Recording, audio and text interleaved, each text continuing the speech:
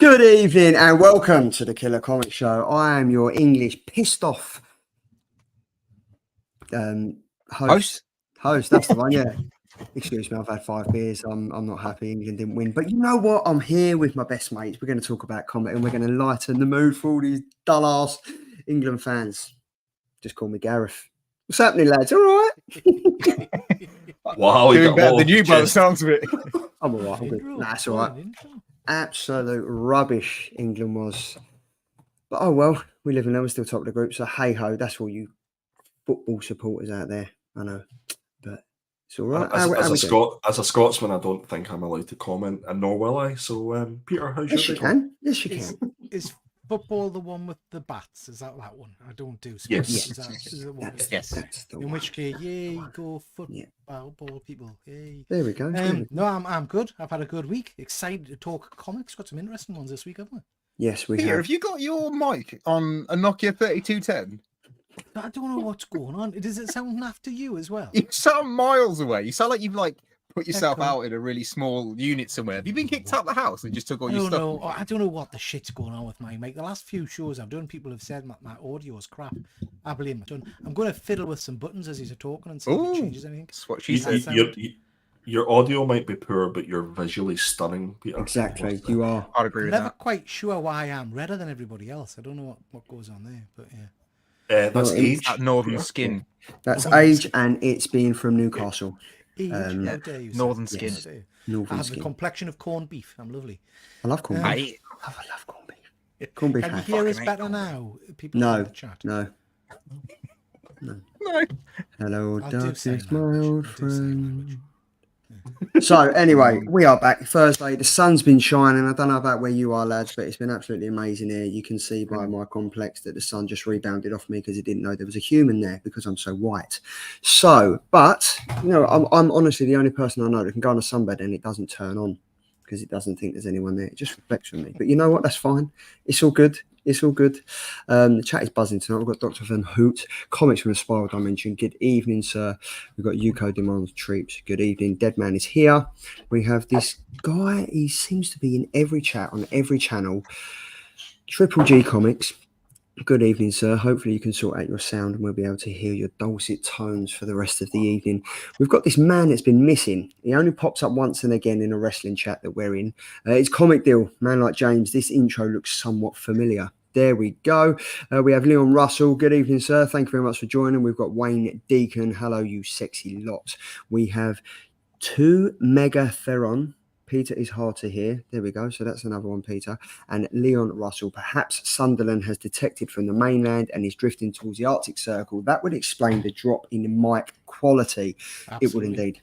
Absolutely. Or it might just be overuse because you're That's on probably what it is. 24/7 Worn out. all the time, every day. There we go. It's worn out. So normally we would start at the business end of the show. We're still going to do it, but we're going to mix it up a little bit. You would have seen over on Instagram that we decided to play with the new Instagram poll vote for the Killer Comics covers. So what we've done, we're going to go on a voting system of that, but we're still going to show, we're still going to talk about our covers, and then we're going to go to the end of the show, and then we're going to see who won. So as always, we might as well just jump straight into it.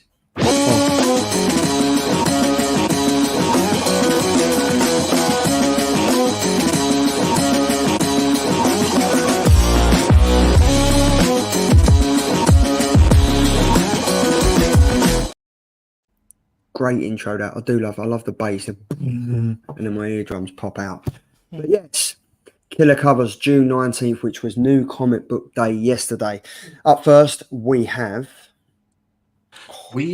my pick. I must say, Charlie, that whole intro, you done that in one breath. That was that was amazing. That's why you're getting so red. So I went for Wonder Woman issue number 10. Lovely. By the fantastic Dan Panosian. Is that how we're saying? Panosian, Friend of the show. Yeah. Panosian. Friend of the show, absolutely. I think Dan is by Peter. Peter's got upset because He's really upset. We're taking the piss out of his microphone. He's off. Yeah, I'm back over like one good scare. I'm away. So yes, so that I think Dan's work this year has been some of the best that I've seen in a long while. I think he's up there with the top cover artists Mhm. of 2024. Check out his upcoming Turtles. Oh my god, incredible, It is amazing, absolutely amazing. amazing. Yeah. So this cover, I love Wonder Woman, and I just, this was the one that sort of caught my eye whenever I was looking through League of Mhm. Comic Geeks, especially the face features as well. I think it's fantastic, and I've got my order in with Slab Crusaders. So yeah, this was my pick. What were you guys? What do you think? I I love think he's this. gonna. Sorry, go on. Sorry, mate. No, go on. Age Before Beauty, go on. Am I older than you? No, Oh, here we go. Here No, we go go. on. Go on. Go on, you go first, lovely. That's fine, mate. Like you said, Age Before Beauty is fine. Okay. Yeah, massive fan of Dan's work. And I think we noticed this when we did that one show where we did the FOC show, where we ran it for a couple of weeks. This is awesome. Like Dan, for me, like when I think we was talking in the chat how fantastic his Turtles comic is going to be. And for people in the chat, or if you're watching on a rewind, if you haven't seen it, head over to Dan's Twitter, Urban Barbarian, and have a look at it. It's some of the best paneling cover work I've ever seen, and it's exclusive to Midtown Comics. I've reached out to him asking how we can go about getting the pre-order and stuff like that. So when he comes back to me, I will let you know. But this is just, I think this is one of my favorite Wonder Woman comics I've seen in a long time. There was massive talk about how good this Wonder Woman comic is. I'm up to issue number 8. It's okay. It's not great. It's no Dead Earth, that's for certain. Oh, But Dead Earth was so good. but it is all right. But this cover is just, I love it. I think it's great. I love Dan's work. I'm a massive fan. So you're never going to get anything but positive for me for Dan's work. I'd love to see the the line work for this. So obviously extracting the colours and stuff like that. I don't know if Dan would be able to send you that. I'd be really interested in seeing that, because I think some of his line work is superb, and it's up there with Greg Capullo for me, to be honest. Tom, I don't know if you think the same. Yeah, I agree. I think this is just stunning. I think Dan Panosian's work is just phenomenal. I mean, I just love the shine on all of the equipment, like kind of her top, her like the actual side of the bodice is just incredible. I think it's so well put together. And like you said, I'd love to see the black and white of this. I think it would be just as stunning as the colored version. Yeah, it's just amazing. I think you've massively knocked it out of the park this week, mate, to be fair. Yeah. So that's Wonder Woman issue number 10, cover C by Dan Panosian. Up next I've gone for Catwoman issue number 66. I've gone for cover D, which is the 1 in 50 W. Scott Forbes variant cover. Again, I kind of left it late, but I'm glad I kind of did, because I think this one went under the radar from everyone, and I kind of picked it up and thought, yeah, I'm gonna run with this. And when I looked into it in the detail of it, if you look into like the dollar bills and stuff like that, there's like Catwoman faces, and there's like tie backs to like Gotham City on the notes and stuff. I actually really think this is a good cover, and I honestly hadn't heard of W. Scott Forbes before, and off the back of this, I kind of looked into some of his work, and he's done some really good stuff. Really good stuff. So yeah, I've gone for Catwoman issue number 66. I'll be interested to see what you guys think about it, because you probably thought I was going for a Harley Quinn or a David Nakayama. So or John Chang, that's what I was expecting. This is great, and again, like you, the artist wasn't somebody that I was familiar with, so I went straight onto Instagram to have a look at his stuff, and it is absolutely fantastic. I'm going to drop the link in a wee second here for everybody to have a look at. For this particular cover, I think it's really nice. I'm just wondering, like, is she lying down? She's obviously lying down on her side, or is she standing up against the wall? Well, that I was trying to work out, but the way I thought the way that the necklace was falling, she was up against the wall. But then I was like, is it a wallpaper? Like I couldn't work it out. So yeah, I don't know. I do like it. I think. Go on, sorry, Tom. I was going to say, I think that's why it's such a clever cover, is because you could see it either way. Because I saw it, the first initial thought was she stood against a wall, and this is like some kind of wallpaper or a painting or something. But then when you really look at it, it could be that she's lying on the floor, and I think that's really clever. I think this is actually really quite a unique, stunning cover that you've picked here, Charlie. I also really like the face detail. I think the face detail is absolutely phenomenal, if not up there with like Jenny Frischen style faces. Yeah, I think it's just when you look at phenomenal. her eyes are awesome. Her Yeah, eyes are agreed. really, really good. So I kind of thought, yeah, why not? Let's pick something different. Let's pick something outside the box. Let's pick a really sexy female cover, as we always do. I'm worried about Peter. Yeah. We said that he was red. We said that his sound sounded shit, and now he's just gone. Well, I think he's put in the chat that his computer's gone nuts. So I've told him he needs to close all his Pornhub tabs. Okay, right. Yeah, he needs to Listen, close the guy's booting up a ZX Spectrum. Give him some slack. You know what I mean? He'll probably be back in about an hour. So yeah, so this is the one I've gone for. Up next we have. Oh, we'll go to that one and we'll come back. So what's this? This is your one, Tom. Yeah, so I've gone for Destro issue 1, and I absolutely adore David Mack's work. I think he's got some of the best kind of artistic style work out there, alongside of the likes of Gabriel Dell'Otto, that are not using digital art to create their art. They're using like proper pens, pencils. David Mack is well known for his watercolors, and I just thought this was really stunning. And I love the way that he's got the twins in the background. I can't remember the name of the characters, but I really thought this would stand out to me on a shelf. Possibly more so because it's a David Mack, and I know it's a David Mack. But I would be drawn to this cover. But I do think Andy might have nipped me at the post in his pick this week. But I do like this one, so I thought I'd bring it to the masses. I really, really like David Mack's work. I think it's great, and again, having like he's done loads and loads of stuff for Something's Killing the Children, and he done like these release. I think Andy, you picked them up, didn't you? They released artworks for the different stuff. It's so different to what's out there. Like it seems like it's the use of like water-based paint and color and stuff, and it's just so where it's so faded. It's more interesting, if I'm honest, because it's not bold, it's not in your face, and you kind of have to look into it and think, oh, actually, I've missed something here. Like even above his head, he's got Destro written in text, just above his head there, and then under his collar, what else is he got? Destro under his collar and stuff like that. I think it's quite good. And then what's he got? What is it? Zamot over the characters. Look, I just think it's great. I think he's done well with it. I think you're right. Yeah, I can't remember the name of the twins. But I really like it. I think you've done well with it, mate. And it's the #1. And is Destro part of the Energon universe? It is, mate. Yeah. So well, we'll talk about it later. But yes, it is part of the Energon universe. He's the next ongoing one of the G.I. Joe series. Okay. But yeah, I like the use of watercolors and pencils on this one. Yeah. Andy? I'm sorry, Tom, but this isn't for me at all. No, I'm sorry, mate. So, Charlie, yeah, what was you saying? How much you like this cover? Pretty good cover, I think. Oh, I knew this was coming. I do like David Mack's work. I think he's got to the stage now where I've seen enough of David Mack's work, and I don't think this is a particularly good Destro interpretation, in my humble opinion. So for me, and the characters behind, I don't know if that's is that a good likeness to these characters? There's something that just seems a little bit off to me. And it's a 1 in 250, so this is going to cost you a lot. That's and it's still got the trade dress on it as well for a 250, which I thought was interesting, but not for me. But I can see why David Mack enthusiasts would be all over this one.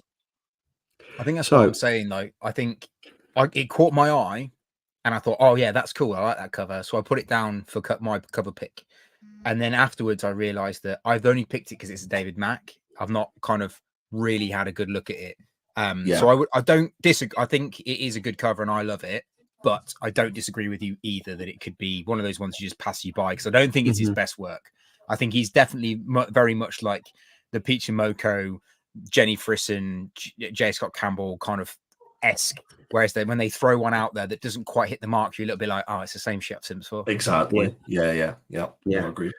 So while we wait for Pete, let's just hop on and have a look at the chat. So it says, Leon Russell, it's true, Charlie, your face is as red as a Denmark shirt. I don't know how to block you, but I will find out. Peter has obviously drifted out of range. Bon voyage, Peter. Bon voyage. Wayne Deacon likes this very much. I assume he's either talking about my cover and this cover or the one before. There we go. Great. That was quick math there, right there. Quick math. Canadian Survivor, this. Welcome. Connie Dalton, hey. Thank you very much for joining. Comment down. It's the globe-trotting, book reading, Instagram smashing Connie Dalton. There we go. I don't think she reads books, though. That's the thing. Based on the last time we see her cabinet, there was no books read. They were still in the backing. Triple G Comics. Back soon. Computer's gone nuts. Wonder what you're commenting on then. Gone nuts because he's got too many things open. Oh no, I've double booked. I have another live show to do. There we go. Leon Russell, you can close Pornhub. There we go. You don't close Pornhub. Pornhub closes you. There we go. It practically disassociates. I can't say that. I'm too common. Desiccates you. There we go. Dead Man would have been better if that Catwoman cover was done in landscape. Yes. Maybe it was. Yeah, that's that because I tried turning it around and I was like, it really doesn't work. And normally when they do stuff like that, they have the logo the other way around. So I'm thinking it's a wallpaper. Gonna go with it's a wallpaper. Not gonna lie, I hate Destro. I like his head. He's sitting perfectly in a sleazy 1980s cocaine-filled nightclub booth. Yes. Good evening, Fuzzy. Hope you are well. Very well. For me, Mac covers work best when they suit the book. I don't think Mac fits G.I. Joe, sadly. I couldn't agree more, actually. Yeah, it's a good comment. Well, what we'll do, we'll move on to Peter's cover. We'll talk about it anyway, and then he can come in. Let's destroy it. Let's destroy it. So, there we go. That was me in my best Daffy Duck voice saying Uncle Scrooge and the Infinity Dime, issue number 1. This is Scotty Young, web store, Virgin variant. This is from Marvel Comics. I love this is a homage to Peter. Yes. Yes, it is. This is him holding up his first coin from his YouTube channel that he got. I was going to say that's his millionth YouTube plaque arriving. He got all the views. I love Uncle Scrooge. Like I love all the Disney characters. I absolutely love it. And I grew up watching Uncle Scrooge and Goofy and Daffy Duck and stuff like that. I'm still playing the computer game on my little retro gaming console. I love this. I really, really do like it, and I want to read this comic. And do you know what? It's really weird because I think Uncle Scrooge. There was a couple of was it Darkwing Duck was over? Was on Dynamite? So when it was on Dynamite, I think when it was on Dynamite, I paid no attention to it because this is back on Marvel. I'm like, I think because it's back in the public eye and it's pushed a lot more, I kind of want to read it. So based on Peter picking this, I want to read this cover. I think he's done well here. Would it be better if the Green Electrics was in foil? I don't know, but I think I really like it. I really, really do like it. What do you think? I'm not as enthused with this one, to be honest with you. I think for a web store Virgin variant that is going to cost you a lot more than the standard price book. I think I'd be hard pushed to go and buy this. If this was just a regular cover buy, then yeah, I'd definitely pick it up. Mm-hmm. Not necessarily because it's a great cover, but because it's Scott Young. But I think this isn't his greatest work that I've ever seen. It's just okay, and I don't think it's enough to be a web store variant. But well, I think what Fuzzy said, poor Scotty Young in a while, in my opinion, he's done much, much better recently, and this may be the worst of the Scrooge covers, sadly. I mean, there's a lot of like coins, like there's not a huge amount of detail in this, and not for me, I'm afraid. Yeah, Thomas.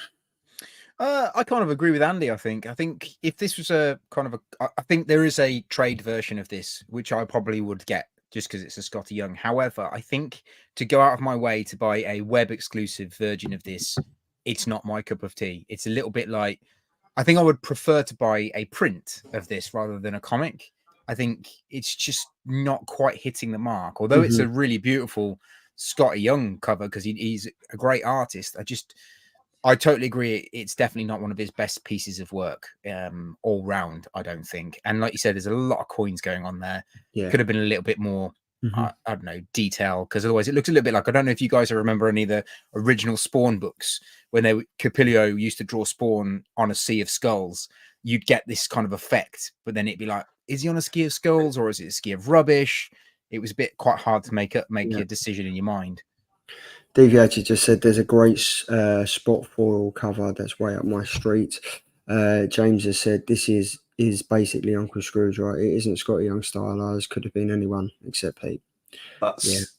That's absolutely 100%. He's nailed it there, because for me, I was like, this just looks like another book.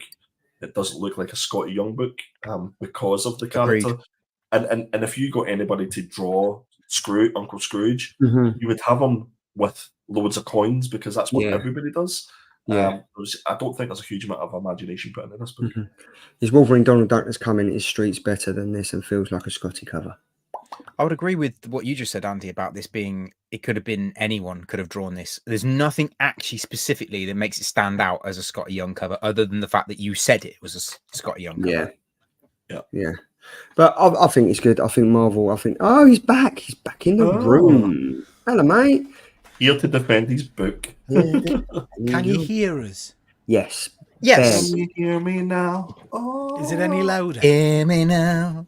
Every now and then I get a little bit clearer. It's mildly louder. Yes, but I it's don't know good what to the have you- hell. Don't know what the hell happened there. Don't know what the hell happened. I came in just to hear yous pulling my book apart. What's the matter with this book? No, I said I like it. That's The right. chat and Andy said it's not really some of Scott Young's best work. Tom was kind of on the fence and kind of agreed with myself and the chat and Andy. So it's down to you, mate. Can you sell us to Playing us? Sweden. There we It's go. all right, isn't it? It's all right. It's an interesting cover. You're right. It doesn't shout Scotty Young, but actually that's not a bad thing. I don't think this just for me is an interesting looking cover. So yeah, I quite liked it. It stood out from the crowd of usual boobs and frizzens and stuff like that for us. So I thought it looked interesting. Shocking. You don't Hear have that? another. You hear that, Andy? Did you hear that? Is your You don't computer have a- going to break again, Pete? Is it going to break again? I Are you hope sure? so. I heard that I a lot hope louder than I can hear you, Peter. So we got the 4 covers. We've got Peter's, we have mine, we have Andy's, and where's Tom's? Where's Tom's? Oh, there's Me. Tom's. I'm at the We've got end. Tom's. Yeah, she was at the end. We got Tom's. So the vote went up. We're not doing the vote now. The vote went up on Instagram, and we will post who won that at the end. Now, shabalama, my eyes. People can still vote, I guess, Charlie. Sorry, before you go on, so people can go on Yeah, Instagram and yeah. still So vote. people can, Yeah. so people can go onto Instagram and still vote. It's on our latest post. You just got to click on the poll, and then we will vote. We'll find out who won at the end of the show. We, as the because we're tagged in it, we can't vote. But if we did have separate Instagram accounts, we can't vote for ourselves anyway. So you can kind of sum it up. So we'll probably go over to Instagram, and there'll be 622 votes. So just a standard Thursday night. So my eyes, June 19th, which was yesterday. Let's have a look what we got. Yeah. So this is my Oh, pick, it's isn't it? Thor's face.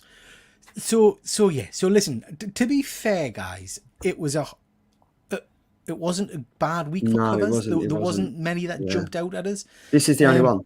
Yeah, and you know I'm a big Thor fan, but this just looks weird to me. It looks off, and it's Thor's well face, out of as proportion, Tom said. everything. His neck looks weird down to his arms. But I think the biggest thing that irritated us. Look at Hercules' firm fist around his mace there. It just looks like the mace is behind his hand. It doesn't look like he's actually holding that at all.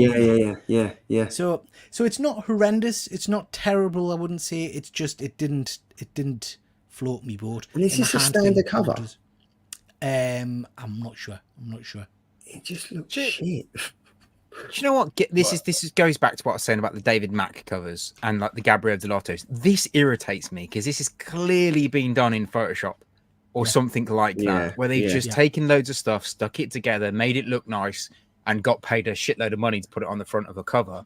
And I totally agree with you, Peter. The biggest thing, now you've pointed it out, that is horrendous. Who vetted this? Yeah. How can you put a fist on that like that? I mean, I thought it was quite bad that Thor's kind of facial structure was not correct. But yeah, I mean, that is terrible. How can you get away with that? Thor's eyes don't even look like the same size. Like if you look at Thor's, as we're looking at the screen, if you look at his left eye, it looks like he's been punched in it, and it just doesn't, like, the helmet's not sitting properly. The face, this is shit. Not good. Like it's not good at all. I think this is a good pick. I think this is a good pick, Pete. I think this is like, and obviously I don't know a lot about Hercules, so I don't know if what he's holding is in proportion or should it be bigger and stuff like that. But it looks shit. Like It doesn't look like he's actually even holding it. And I couldn't hold anything and have my thumb at the, like, do you know what I mean? Like you wouldn't be able to do it. I just think it's just all out of proportion. Although what I would say, man, the more I'm looking at Hercules' face, he's reminding us of someone. I'm not sure. I'm not sure who. Do you know what I mean? But yeah. Is it this guy? Hold on. Yeah. Yeah. There we go. There we go. Look, there he is. That's it. There we go. That's it. That's it. That's it. I'd buy Tom, that one. that is your look for Thought Bubble. Yeah, That is could the do look. that cosplay. But yeah, this is like I haven't been reading the Immortal Thought. Peter, I know you have. But this cover would turn me off of it. Like if I see this, I'd be like, oh, I'll skip it this week. Yeah. It's just Andy. Not good.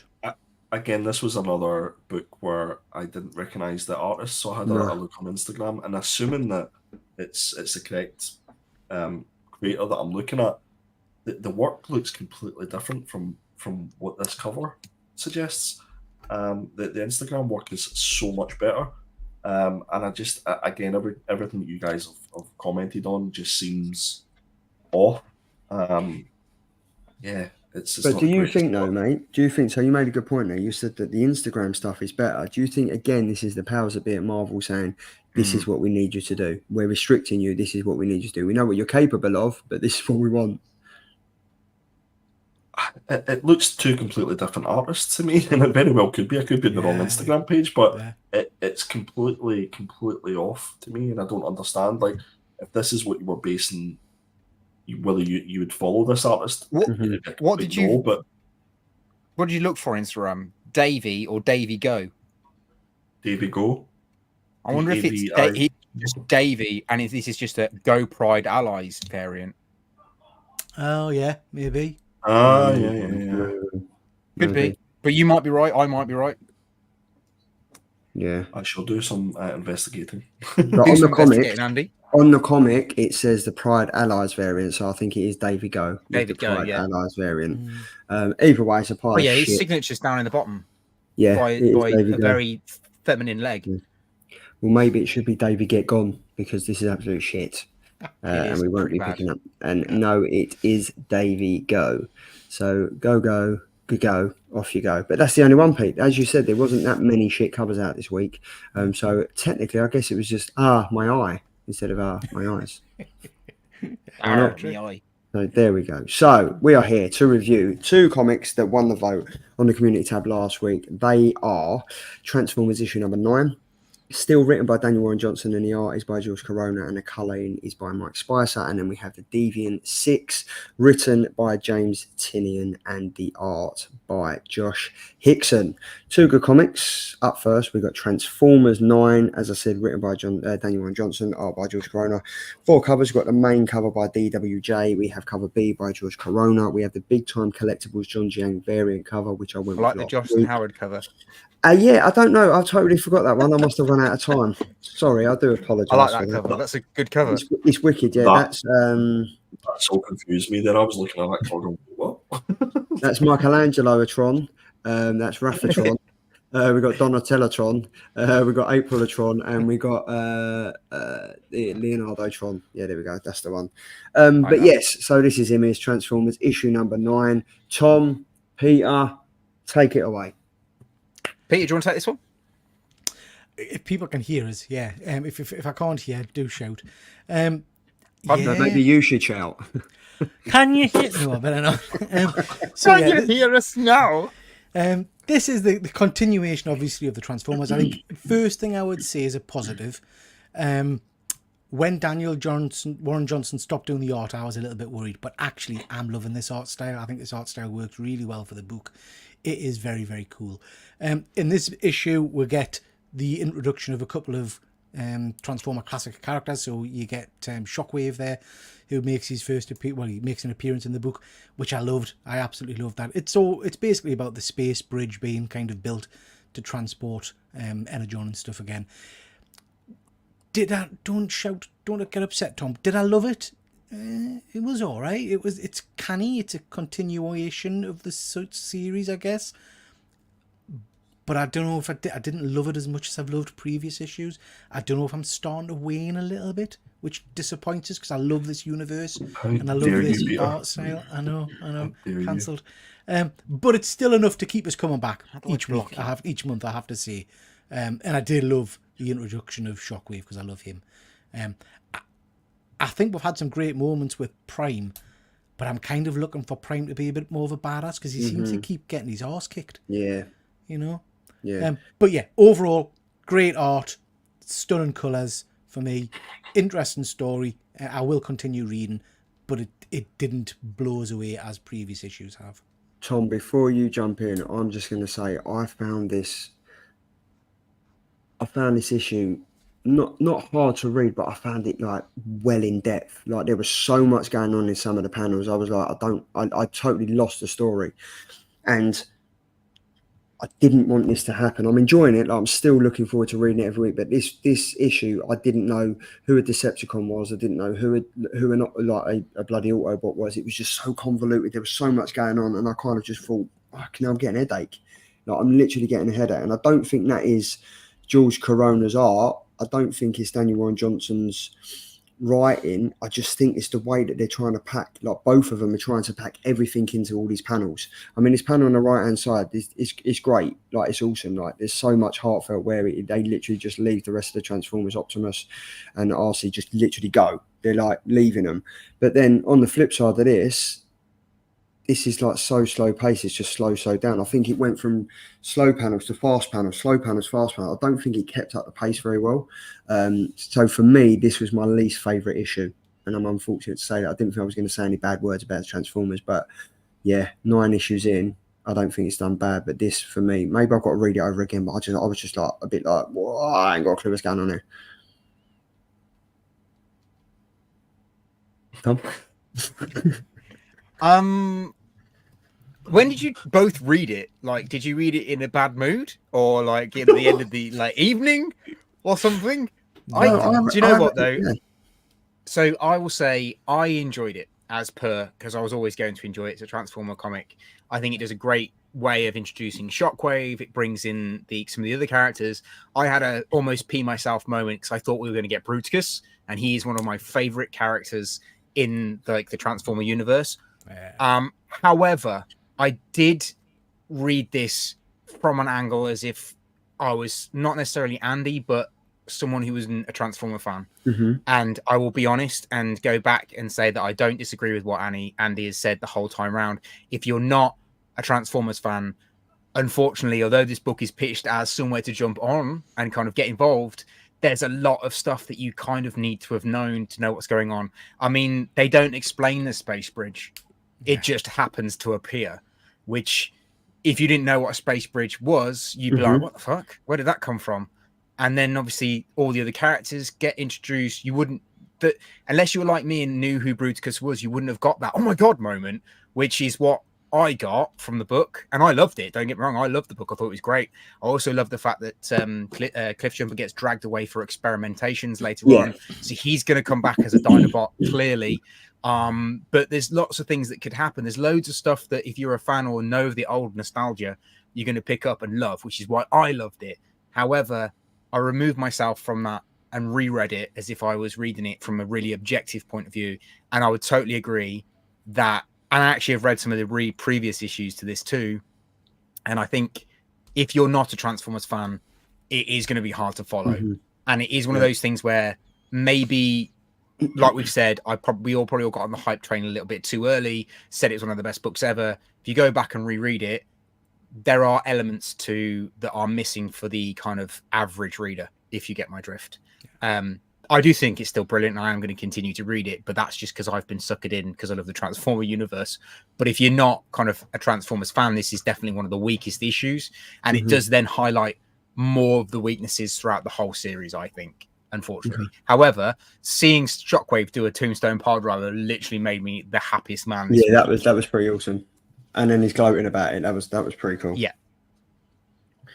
Andy? Andrew. Well. Here we are again. If he says I told you so, can we delete him? So this was issue number 8, wasn't it? Or was 9. This 9? 9. Yeah. So I went back and read issue 8 and 9 together.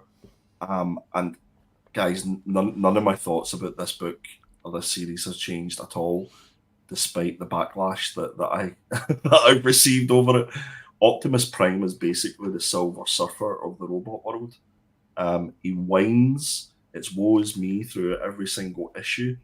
But what we see, and what I found actually having read issue 8 and 9 together, is that it's basically you get a little bit of story, new character at the end. Oh, we need some energy on. Humans are weak, rinse and repeat. And it's the same every single issue. And it basically hangs on the coattails of nostalgia.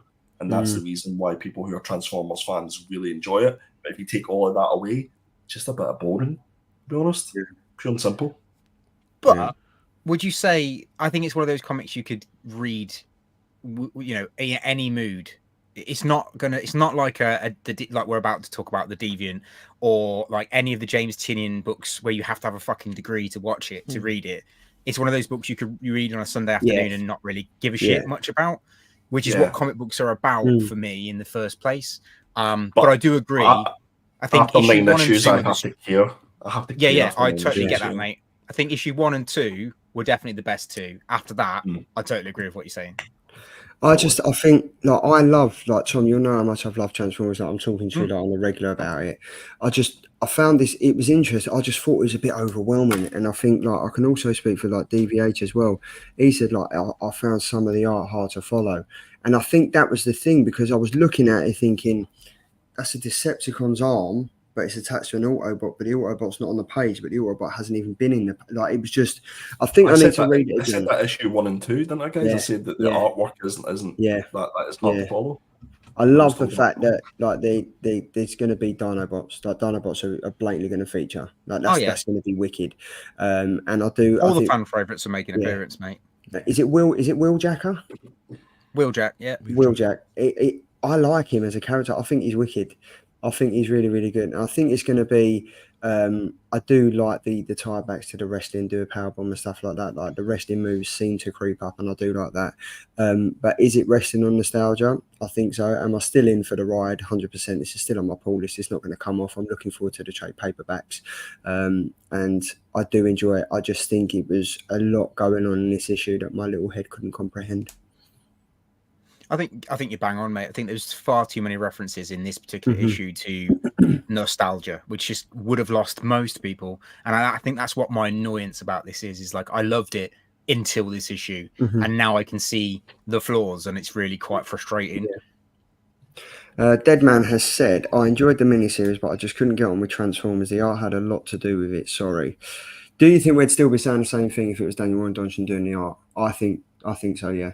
I think we would. Andy said it about the first 2 issues, which was Daniel Warren Johnson. Never had an issue following any of the Daniel Warren Johnson art. Okay, fair enough. So agreed.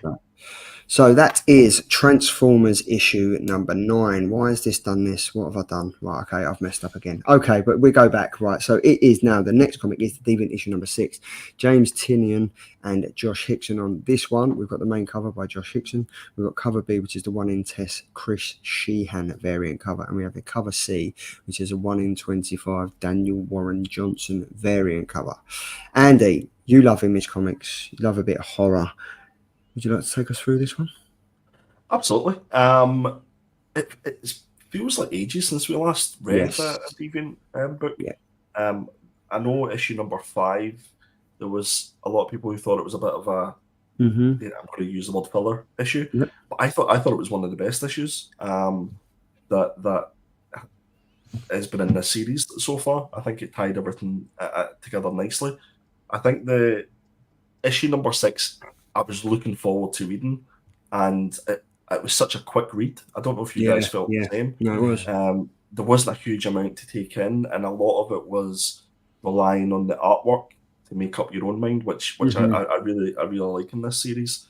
I think it felt as if this moved the sort of story on to, okay, this is the next arc, this is the next part of the story. It just feels like in that 6 issues, it's taken quite a long time to get there. For me, I thought it was a good issue. I think I've said it every time we've reviewed Deviant, this is going to be so much better when it comes out in trade and you can read it in one sitting. I think it's one of those stories, and I think a lot of Tynion stories suffer from this, where it's almost like he's writing a novel that you need to get consumed in one, but when he splits it up, it just feels like it's hard to wait until you get, because there's going to be at least 1 or 2 of those issues where it just sort of fills in the blanks. Peter? So I am enjoying this. It's a good series and it's keeping us entertained. I think the dialogue in it is very, very strong. The art is very, very strong. I kind of want to see a clown killing someone, but I kind of feel like it's a long time since we've seen the horror element of the book, and that's starting to bug us a little bit. It's kind of like give us a murder. Do you know what I mean? Give us something to. But you know, on the positive, it is entertaining. It's a great story. I think you're absolutely right, Andy. I think this will be spot on as a trade paperback. It's something that you'll really, you know, be able to get your teeth into. My page. Just jump back a second, Charlie, if you don't mind. I noticed this a couple of issues ago, and I don't know. I'm, you know, just for pure transparency, you all know, I think, that I'm a cancer nurse by trade. But I noticed that they were really focusing on this guy vaping, like obsessively. So we've now even got the cover of him vaping, and then in this issue, they really seem to focus on it in every single bloody panel he's in. And I don't know what that's all about. I don't know if that's going to lead. In my head, I'm thinking, is Tinian just a bit obsessed with vaping and he thinks it looks cool? Or is this going to lead to some kind of story point at some point? Because it feels like it's shoved in with faces an awful lot. And I don't know if that's just me picking that up or if anybody else picked it up. But yeah, but overall, really enjoyed it, and it's keeping us interested. Yeah, I think I'm starting to like this. I think issue number 5 totally was a filler. It was a bit of a backstory about how Michael and Harry became like to the love of horror, excuse the pun, how he kind of fell in love with a deviant killer and how he became like a super fan. Is it going to be as open as shut as it's going to be Michael who's the killer, or is there a copycat killer that's trying to frame people like he did years and years ago with the old man that's in the prison? Is he striking again? The only concerning thing is that Michael had a shrine, but is it literally just a shrine? Like, we celebrate comics, we like comics, we have we collect toys and stuff. That's kind of our shrine. Is that his? Do you know what I mean? Is that his little get out, his little hobby and stuff? I got a shrine of you boys. Oh, what? Yeah. Oh, I'd hate to see that. I know you would. But yeah, I don't think it's going to be as simple as that. I agree with DVH. I think this just needs to get on with it a bit better. I think it is getting on with it a lot more now. And the panel that I picked on the right hand side, where he's getting a message from someone, and who is that person? Like saying that it's come up in the top there saying it's a work wife, and that the police came and visited her, and he had to say that they was doing some freaky shit and stuff. I think it's getting better. There's 2 more issues to go. So it's going to be interesting to see how this ties up. I'm very, very much looking forward to reading this as a trade paperback. The panel on the left-hand side, I'm getting the Strangers vibes, 100% with that mask is the Strangers. I think this guy here, the one who's like the racist and the sexist, is something's going to happen with him because he's already commenting on his nails and why he's vaping and stuff like that. So I think it's going to be interesting, but yeah, I'm looking forward to seeing how this is going to end. And I think the next issue is out in 2 weeks, so it should all kind of tie together on a penultimate issue. Tom, what you got? I actually enjoyed this issue, to be fair. I thought it was quite a good one on the storytelling side of things, to really tie up some ends and kind of make you really think about what's going on and what's happened. And it really shows, I can't remember the name of the boyfriend, but him down on his luck and really thinking, do you know what? If no one else is going to help him, I'm going to help him. I want to figure out what's happened here, which I really liked. But I do find with James Tinian's books, you have to have some kind of fucking degree to understand what's going on. So I do find them a bit of a struggle, unfortunately. However, this issue is really good, but I had to read 2 to get here because I was a little bit behind. And I do think this book slowed right down in issue 4 and 5. And I was excited to read this one because it has picked it back up again. But I would agree with Andy. I think this is one of those ones where unless it gets picked now, between now and when it finishes, I probably won't read it until it comes out in trade paperback. And if I'm honest, unless someone else has read it first, I probably won't. It's one of those things where I think this one, if it goes into a trade paperback, and unless one of you guys say, oh, it's actually amazing, I probably wouldn't read it again. I'm not that interested to read the next issue, if that makes sense. It's not dragged me in. I just found it too complicated. However, I did like it. I did think it was pretty good. Do you know one comment that I really loved? And Andy, you introduced me to this, was the silver coin. And I think I mentioned this a few weeks ago. The silver coin was awesome, but it just seemed to end. like it just seemed to end. There was no like it was this many issues. I know we kept going on and on and on, and we had like different writers and stuff, but it just seemed to end unless I totally missed it and it just bypassed me. That's a good point, actually. The series ended, so he pulled the plug on it. But that writer, the guy who wrote and came up with the idea of the silver coin, he's the guy who's doing the Universal Monsters Frankenstein. Is it Mike? Was it Michael Rosenberg? Can't remember his name, but basically the concept. He was the artist through the whole thing, wasn't he? And he just got different writers on. That's right, isn't he? Yes, Ramby did one. Yeah, sure. yeah.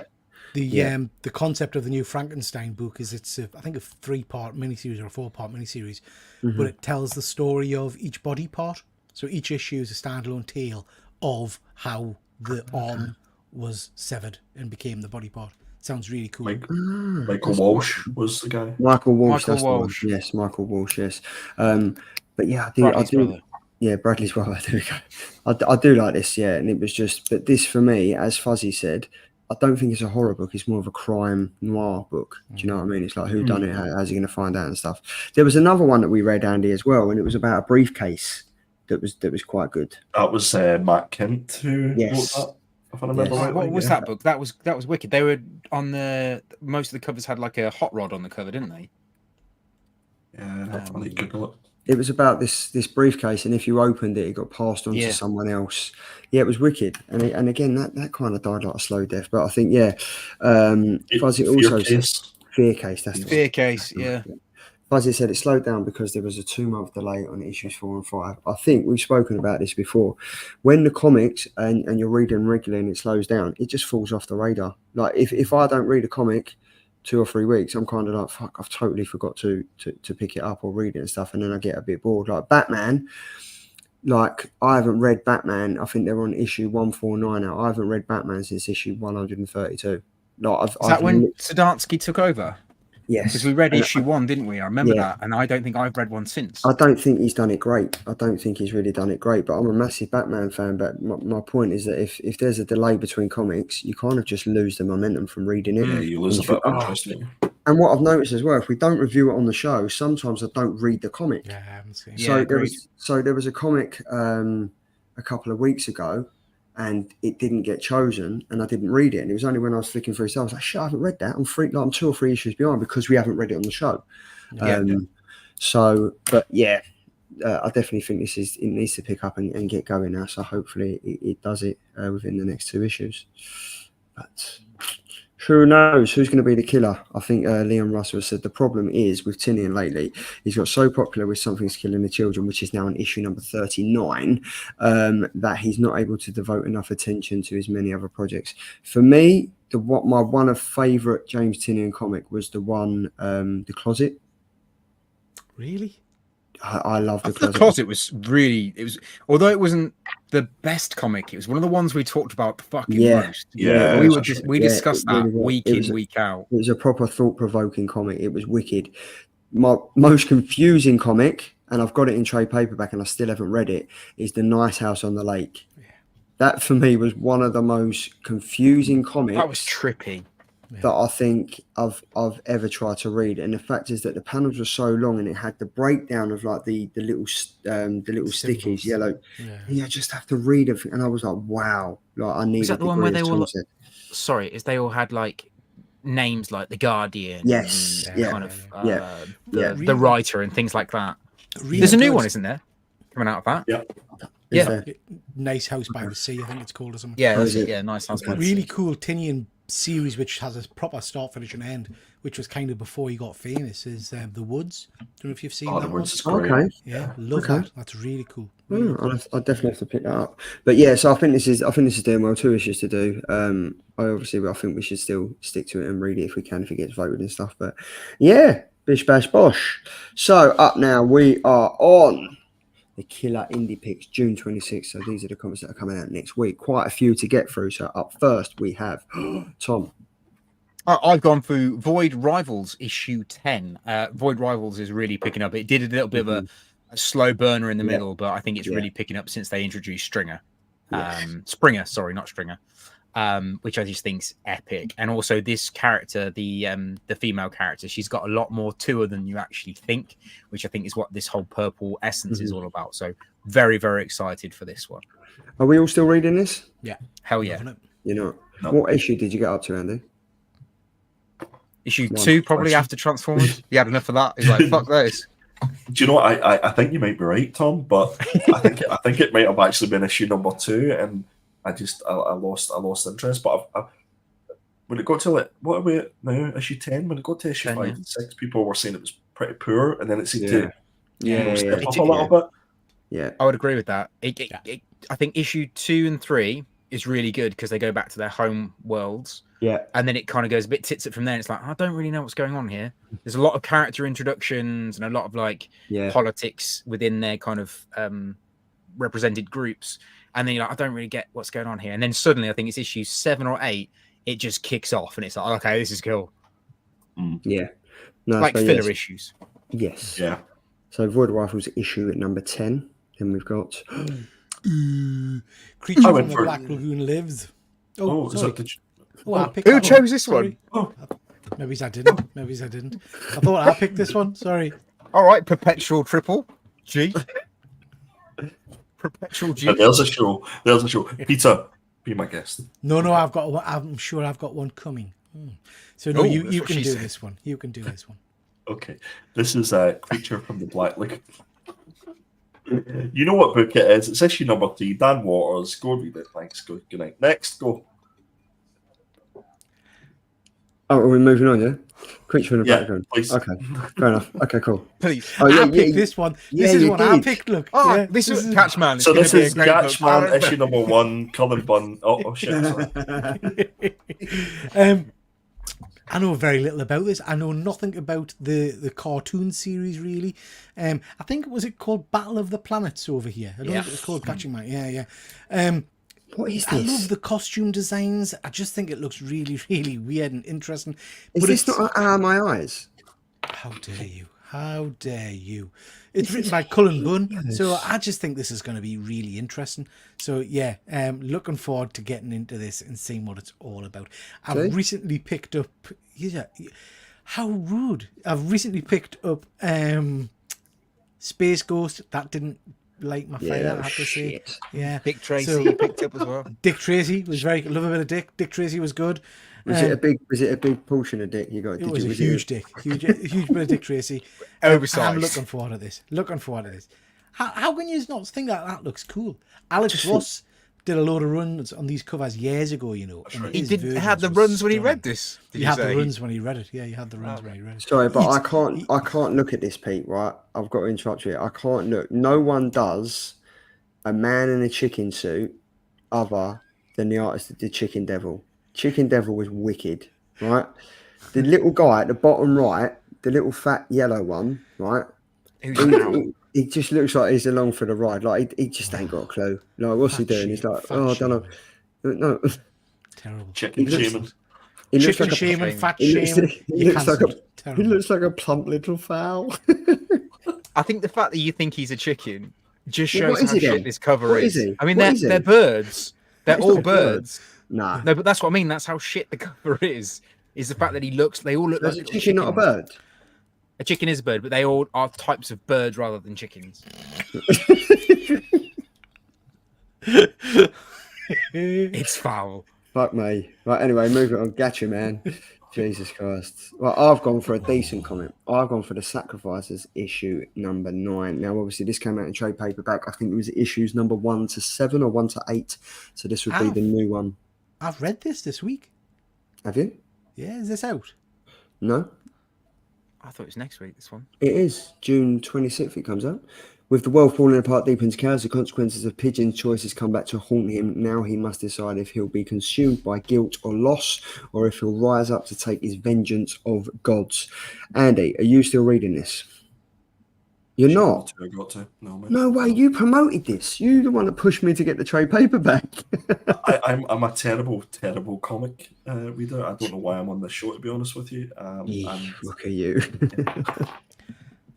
I did a really cool review of this comic today. so that's out Fucking hell. today. Is that you, Pornhub? That's Pornhub. That was Pornhub. So flashing that's up. out Plus the today. Granddad's Bollock Bonanza. Yeah, it was out early in the week. it was, Maybe- it was definitely yesterday. It says League of Comic Books Geeks have fucked us up again. It's a very good story, but well worth reading, Charlie. It's a really good one. Cool. Right. So yeah. So there we go. So yeah, I definitely will be reading that. Then we've got Rook X. Has this come out this week as well? Last week. No, I don't. Don't say that. Don't say that. So Rook Exodus. As Rook and Direwolf are hunted by the Bear Warden Ursor, they need allies to fight back. Direwolf takes them to a secret sanctuary called the Oasis, where we meet another Agnamic Warden and his formidable crew. But can they be trusted, and whose side are they really on? Also, if you think you know how sick and twisted Ursor is, you've seen nothing yet. Is anyone still reading this? Yeah. This is so good.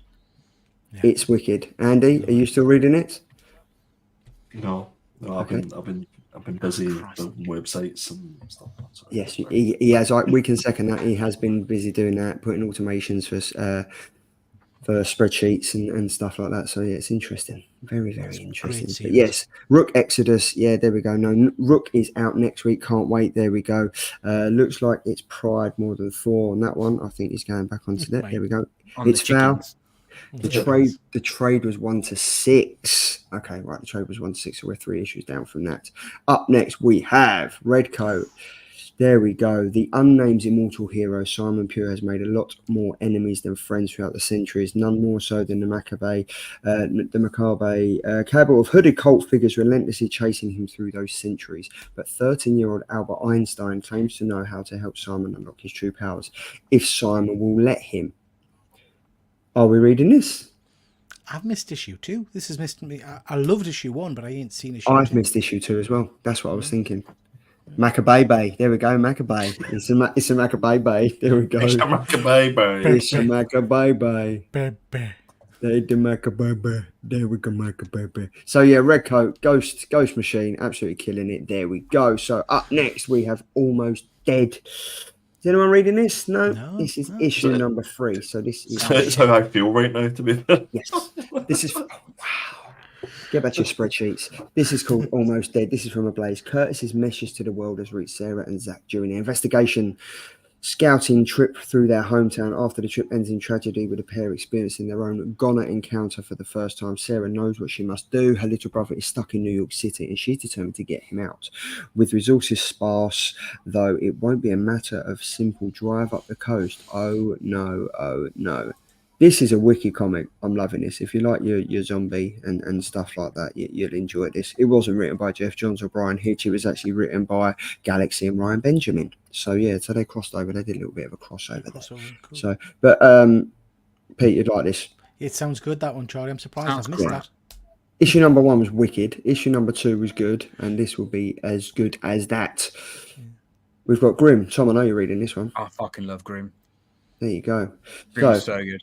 Hell and Earth collide as the denizens of each realm coexist in complete chaos. The deal between Annabelle and Adira has had some cataclysmic consequences, ones that even with an army, Jess is struggling to control. However, in order to set things right, is Jess ready to put herself in the role she never expected? Is she even willing to? This is wicked. Like Boom Studio, I would say this is Boom Studio's strongest book that they've put out in the last year or so. I'd agree. It's definitely overtaken Something's Killing the Children for me. Yeah. I think there's more in depth of it. There's more character development. Somebody's killing the children. I literally dropped off at issue 26. I need to get back into it because there's some fantastic covers coming up. And the artwork is stunning. Yeah, definitely.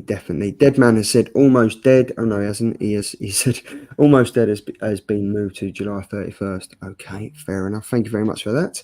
According to my comic shop, there we go. And yeah, DVH. Yeah, Redcoat is a big part of Ghost Machine. Massive.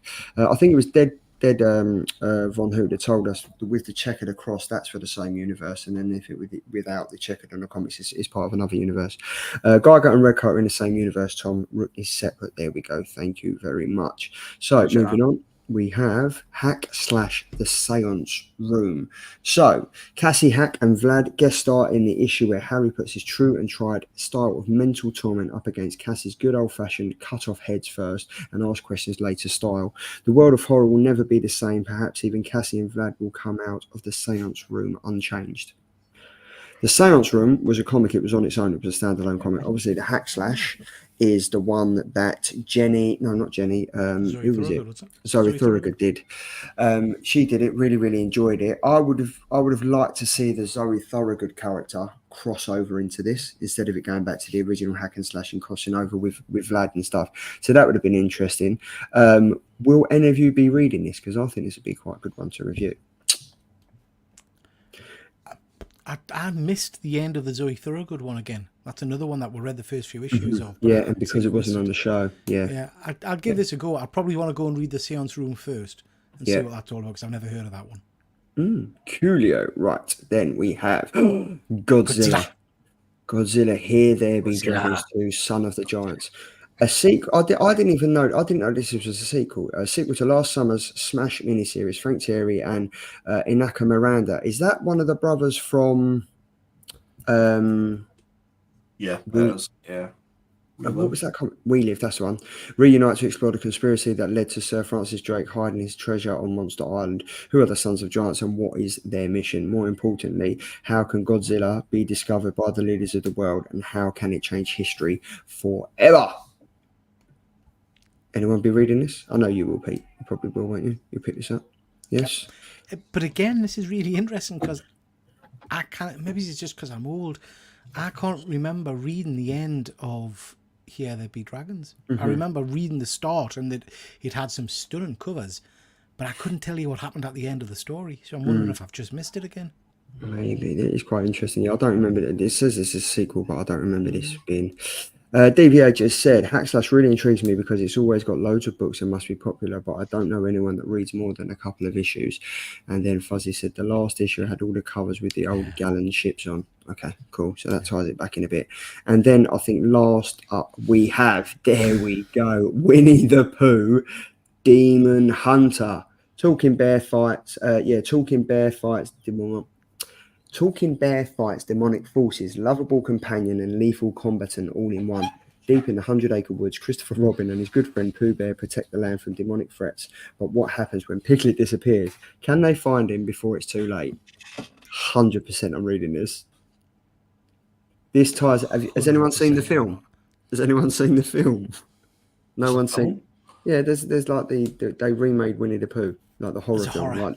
Like they're doing... Yeah, like they're doing for Bambi and like they're doing for Mickey Mouse. So has this got something to do with it coming out of like, you know, the mini Mickey Mouse or Minnie Mouse or whatever it was? Yes, after a certain period of time. Because the interesting thing with the Winnie is that they've used the kind of the same font as the Disney font as well. Yeah. Because it's gone into the public domain now. I think they can kind of do that. So it's obviously with Steamboat Willie, they're doing it, and I think there's certain legislations that they can't take. But I mean, the font and everything like that. I mean, this is exactly the same font. It's exactly the same font. It's just going to be a shit read, but I want to read it. This will probably be up there with Humbubba. But who on the vote. There we go. Look, the only Hack Slash version I've read was Chucky. Very funny, very bloody. There we go. So that is all of them for the indie picks this week. Killer Trades and hardcovers now up first. It's me. I hate Fairyland Compendium 1, the whole fluffing tale. I love this. I've loved this from day one. Loved it from day 2, day 3, day 4, wherever it is. I absolutely love this. I've been reading every single issue. I've got all the trade paperbacks in the compendium. I'm massively into my compendiums now. So I will definitely be picking this up. Will any of you be reading this one? So I've got the lovely hardback compendiums from the last series. It's like a bright green and a bright pink.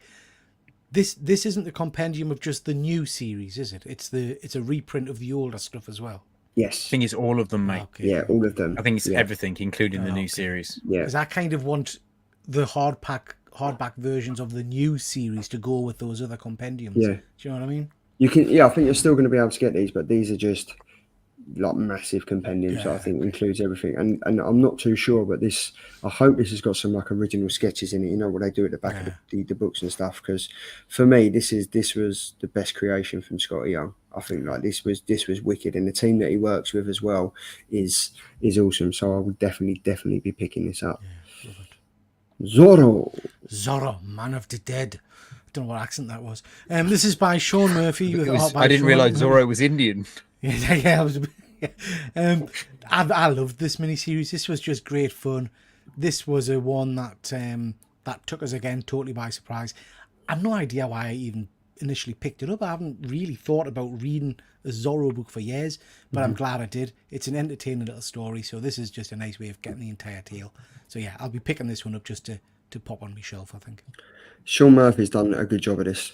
He's done it, and it's been quite hard to get and it's hard to find it on like Comixology and stuff like that.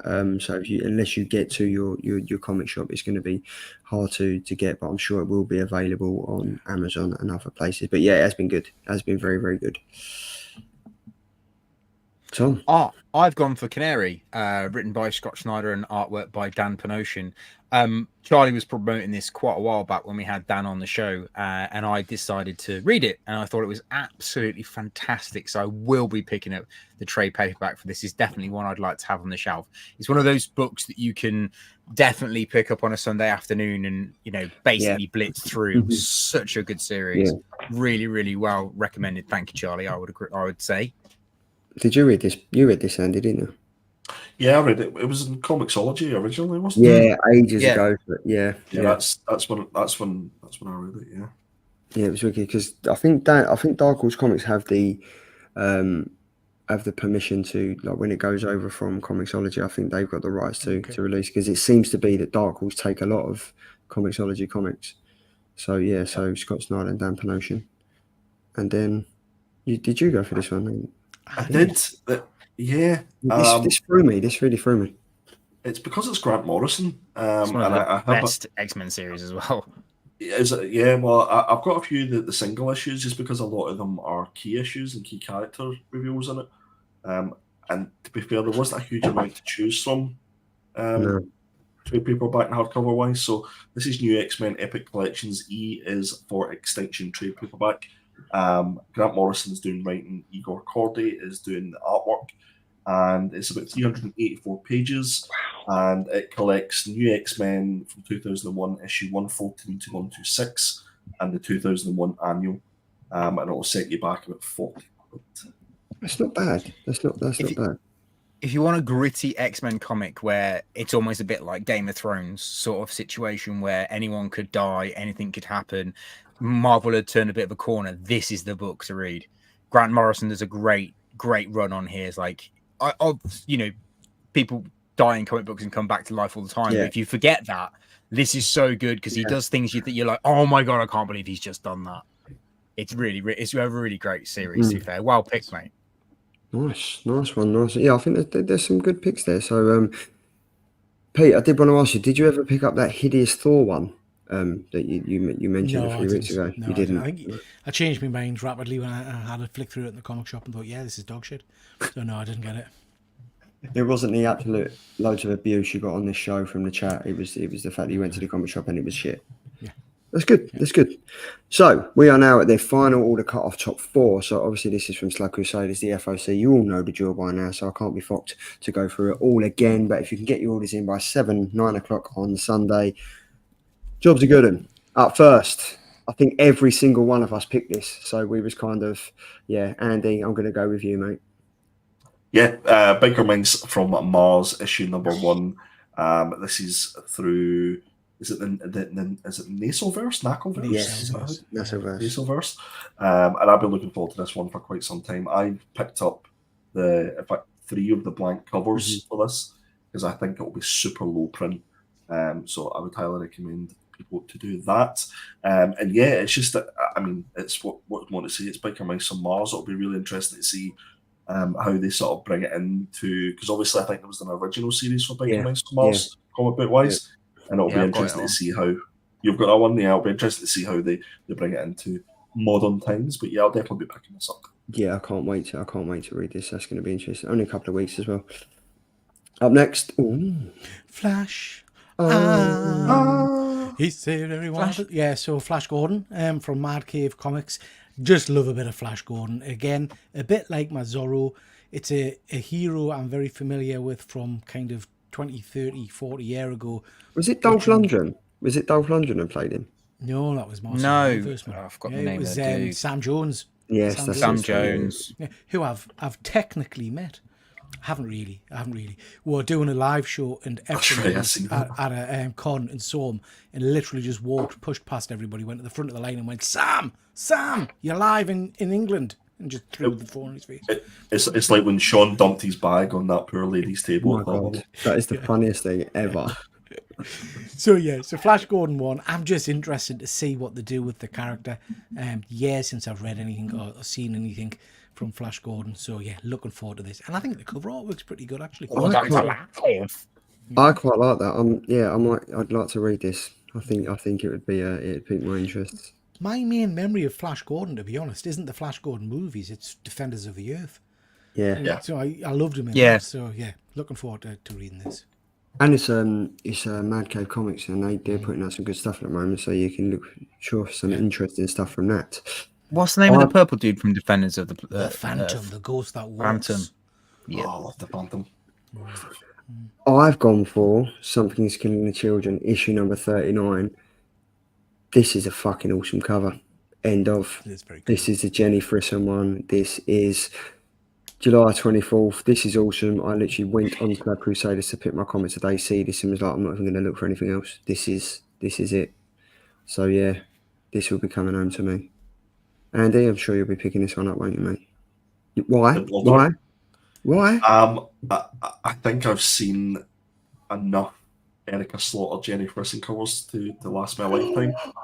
I couldn't agree more. I'm See, done with them. I haven't picked up any. I haven't picked up a few. So obviously, if you've picked up loads of them, you've seen this page before, then I can understand that. But this, for me, I just thought, yeah, it kind of had Buffy the Vampire Slayer vibes. So I was like, yeah, I kind of want to get that. So yeah, but yes, picking up that one. And then Andy, where's your one?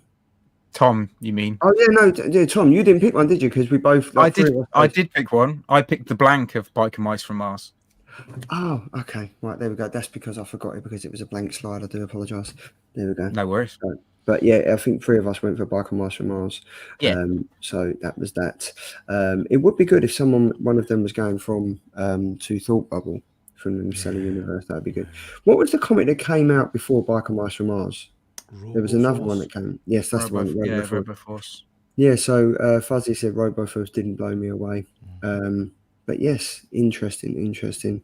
I don't do Something's Killing the Children quotes, but I'm having that. That's a banger. There we go. Yeah, I think it is. If you... Sorry. Yeah, go on.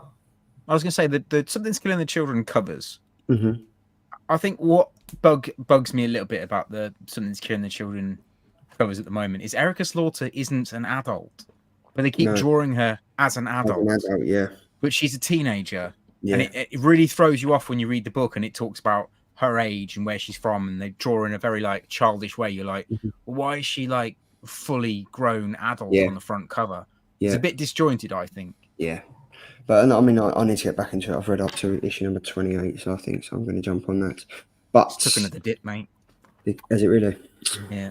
The Killer Covers sneak peek for next week. This is the 4 comics that will be on the community tab after the show, and you can place. You can let us know. Go on, Tom. So I've gone for Destro just because it's part of the Energon universe, and I really would like to read it. And I think the G.I. Joe books have been a lot stronger than the Transformer book, if I'm honest. So I would like to read Destro, and I'd like to read it with my pals. Peter, you've gone for a self-portrait. Now, you've mocked the cover, but this is... No, Uncle I Scrooge. loved it. You loved it. Good man. Yeah. This is Uncle Scrooge and the Infinity Dime. Now, when I first saw this, I thought, well, that's a load of old bollocks, isn't it? Who's going to read that? I don't want to read that shit. But then I noticed it's written by Jason Aaron. Yeah. But Jason Aaron's an incredible writer. Yeah. So what's he going to do with Uncle Scrooge? Do you know what I mean? And the Infinity Dime, very much the infinity written in the kind of the Marvel MCU infinity. So I think this could be an interesting little story, to be honest. I'm with you on this, Pete. Yeah. I'm 100% with you on this. I'm looking forward to reading this. I said this to the guys when your computer was on too many live shows earlier when it just shut down. Too much porn. I've totally lost my train of thought now. I'm looking forward to reading this one. Andy? I went for Ultimate Spider-Man issue number 6. I'm sure to much people's surprise. Yes. This has been the I'd say apart from Zdarsky's Spider-Man run that he done quite a while ago, this has been the only one that's kind of kept my interest and kept me going. Now there's been parts of it that haven't been the greatest, but for me as a whole, the past 5 issues have been really, really good.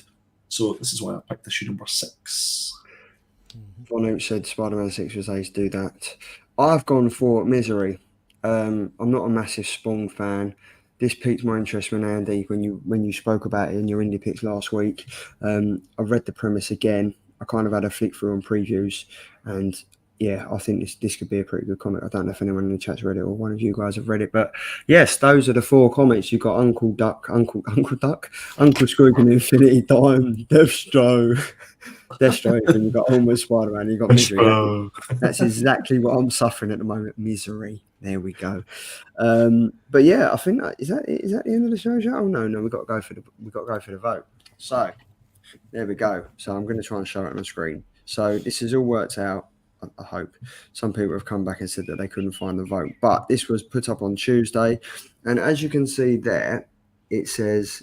So I am logged in on my personal. Well, I'm logged in on the Killer Comic Show account, right? And it says 11 responses. If you click on that, it will take you down. You scroll down there, and it will say the polls. So we have in last place with no votes is Tom.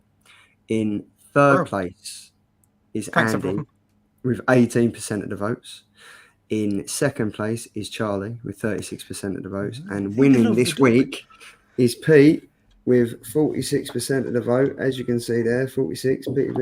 We have had how many followers have we got on the Killer Comic Show? Because I just feel like they're all Peter's mates.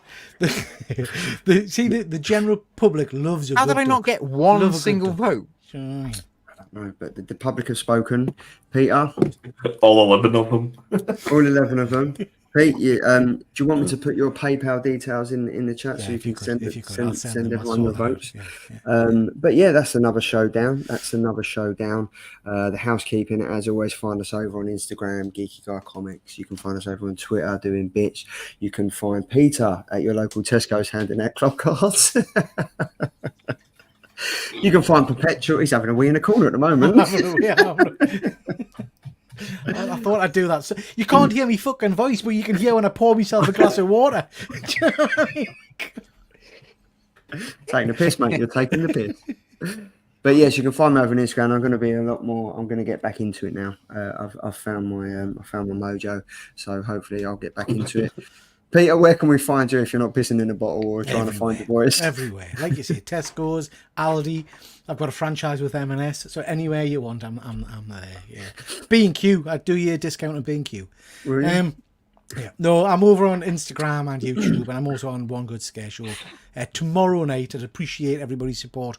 I've got a live show at 10 o'clock where I'm interviewing Chris from Comic Tropes. So it would be nice to have a few people watching that because Chris is a big time YouTuber. So it would be good to have some people watching and asking questions. Coolly. Andy? Instagram.com/perpetual.comics and over on X, I think they call it now, Perpetual Comics. And you will also be able to find us on the old interwebs through our website very, very soon, guys. Yes. And we're hoping to have a section where we are going to do reviews of comics. So we'd like to get the chat and the viewers involved. So if you're an aspiring writer, then get in touch with us because we are looking for people to contribute towards the reviews on the site. Definitely. And Tom, where can we find your hunky self? You can find me on Not Quite Mint on Instagram or Tom Maiden PT, also on Instagram. Nice, perfect. And then you can find a Killer Comic Show over on the Killer Comic Show at Instagram. A lot of people have come back and said, I voted for Charlie but couldn't see the bottom bit. And I didn't see the vote either. As I said, it's the first time we tried it out. So I think we need to look into the logistics of it. And he's the tech guy. So he can put some automations together and see why it's not working and stuff like that. And if we can see it and if we can't and stuff. But I think that's a good way to go because it's more realistic. We're not getting bots and spots and what's and whatever voting and stuff like that. So yes, we'll do that. Why not? So before we log off, has anyone got any pickups? It was Father's Day on Sunday, so some of us might have got some stuff if we're the good dads. What? I've been a good boy this week. I don't have anything to show, I'm afraid. At least I don't think I have. Sorry, I just well emotional there. Yeah. Peter, do you want to go first then? Go on. Yeah, I'm not going to show you everything I've got because I've got a box of stuff from our good pals over on Slab Crusaders. So I'll just show you some shiny sexiness. Do you know this whole thing where you kind of the stack the books and you don't pay for them for ages and stuff? I'm shit at that. I totally forget what I've actually ordered. Yeah. I'm pretty sure I've bought 2 copies of this, not That's realising gorgeous. I've ordered it from Slab Crusaders. So this is a foil sexy variant of X-Men. Wolverine looks wicked on there. Yeah. Them Yeah. claws Like I are Is said, that a wicked. facsimile? yeah, so it's a facsimile of the original cover, but in foil. Nice, though. Like I say, I Nice. think I've got 2 copies of that now. But yeah, that's very sexy. Don't know why I would have bought that. Spider shit. Well, hold on a minute, right? That was on one of the My Eyes, and you went out and bought it. Well, I don't remember. I think however many months ago I just saw all the foily stuff and bought it, and then It's horrendous, it's Pete. fucking awful. I've It's awful. Peter, I've got an idea. Why don't you stop buying all these covers that you forget about and just buy a new mic? Yeah. How dare Yeah. you, sir? How dare you? Yeah. Shit. This is nice. I like this. This is Secret Wars. Quite like You that. love the foil. Magneto's crotch. Look at Magneto's sack. This is dog shit. Don't know why I bought that. That's Venom. What is That's Venom? nice. That looks good. I like that. That looks good. And then we've got some slabs. So Thundercats again, Nice. shiny Cool. goodness, 9.8. Quite like that. Love a bit of foil. This is sexy. I got 3 different versions of this, but I'll only show you the one. But all 9.8s signed by Daniel. Oh, nice. Nice. So they are That looks very, good. very, very sexy. Congrats. Was that through Are they Slab back? Crusaders as well? Yeah. Yeah. Are they back All now? through- Yeah, yeah. Oh, mate, all I through better Slab contact them Crusaders. because I need mine. And I also got this. So I think Andy Oh, won it. nice. Yeah. Yeah. Yeah. 9.8. Andy won it. But what I thought about this, because this is a one that I don't remember buying, but what I thought about this is a nice cover. What we could do if you guys are up for it, you aren't far off 1,000 subs. Yeah. So we can do a bit of promotion and say, 1,000. Once we hit 1,000 subs, this will be a giveaway Okay. for subs. So once we hit 1,000, we'll do a subscriber giveaway and we'll give away this and a few other books. I'll chip in as well. I'll send that out. Love a bit of bribery. Come on. Can't beat a bit of bribery. Doesn't work. Yeah. That was And nice. that's it. Nice. Perfect. Thank you very much. Tom, what have you got? What have I got? So I've got some Transformer goodness from Andy. Thanks, Andy. Nice. Oh, nice. That's cool. Enjoy. 15. First appearance of seen that Robot one before. Master. Thank you very much, bud. And then I got some free comic book day stuff from Charlie. Oh, yeah. So I got the Pokemon free comic book day, Pokemon. which I haven't read yet. The Vigilance, Yours was sent. I sent yours on Monday, guys. Both of you. Valiant even. And then On I Monday? got the Teenage Mutant Ninja Monday? Turtles, Hmm. Who is the Night Watcher? Nice. Which is actually really good, actually. I quite liked that as a Because that's a facsimile. prelude into the, Yeah. Yeah. the Jason Aaron run. I think there's And a then- mini-series coming out in August of that guy. Yeah. The Energon universe with the Nice. first appearance of Hot Rod, which is awesome. So thank you, Charlie. I really appreciate that, mate. Thank you for going out of your way to get those for me. That's all right. That's Andy, me. you said you didn't have anything, did you? No, I've only got 2 things. Father's Day. I picked up. I got this. Nice. This is wicked. I didn't even know this was out until Pete, you mentioned it. It's a in a world of blood and cruelty, 2 teenagers find humanity in each other. It's all kinds of awesome, man. But again, this is another one, Charlie, where I've read issue 1 and then Yeah. I never saw the subsequent issues. Because is it 3 issues or 4 issues? It's 4 issues, right? Yeah. But Never saw it. I mean, this was horrific. Like this was. I don't want to show too much of it because you've got it, but I mean, this was good, Pete. Yeah, yeah. Like this was wicked. So I love that. And there's also it's like an acetate kind of cover on the front, which was pretty good. And then I was well happy with this. I got the Middle West Nice. complete compendium thing. This is I've been wanting to read this for ages, and this is just something That's I've well been cool. sitting down That's a really cool book, man.